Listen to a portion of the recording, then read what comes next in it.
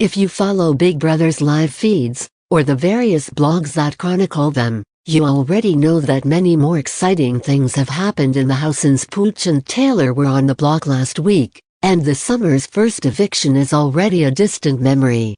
But due to some schedule rearranging on CBS single quote part, last Thursday's eviction episode was delayed by several days, and Big Brother instead played catch-up with a 2-hour installment on Sunday night. Let's recap what went down. The strategy, following the power of veto meeting, which left both Pooch and Taylor in those nomination seats. Pooch still seems perfectly confident that he'll remain in the house come eviction night.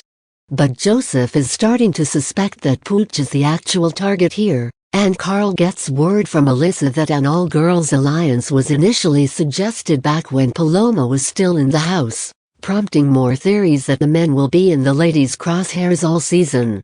Monte, meanwhile, is of the opinion that Pooch should stay. After all, it's not benefiting his game at this point to send Pooch packing, and anyway, did the rest of the houseguests not witness that latest veto competition? Taylor smoked Pooch, even in a mermaid tail. Monte and Nicole have a disagreement about this week's appropriate target, and just like that, the Pose Pack alliance seems to weaken. Household competition. Julie finally reveals this season's major twist, called Festy Besties. I assume I'm alone in initially thinking she said Fessy Besties, and that BB20 contestant Faisal was somehow involved. Would have been fun, though. In short, the houseguests will be paired off into bestie duos. Besties will be nominated as a couple and will play in competitions as a couple, meaning that they'll both earn safety if one half of the pair wins head of household or the power of veto.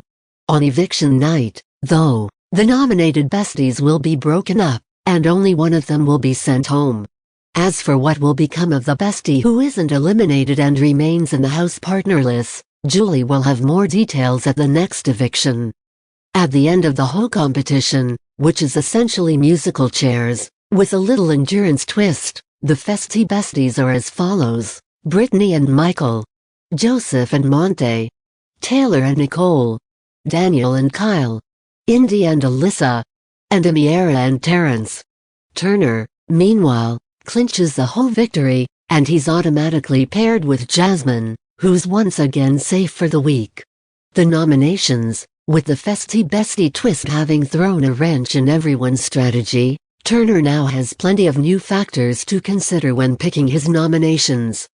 Michael, Brittany and Nicole Taylor emerge as the top contenders, and actually, Nicole wants herself and Taylor to be backdoor nominees later in the week, so that Taylor can go home and Nicole can potentially reap whatever benefit might come from being a bestie-less houseguest.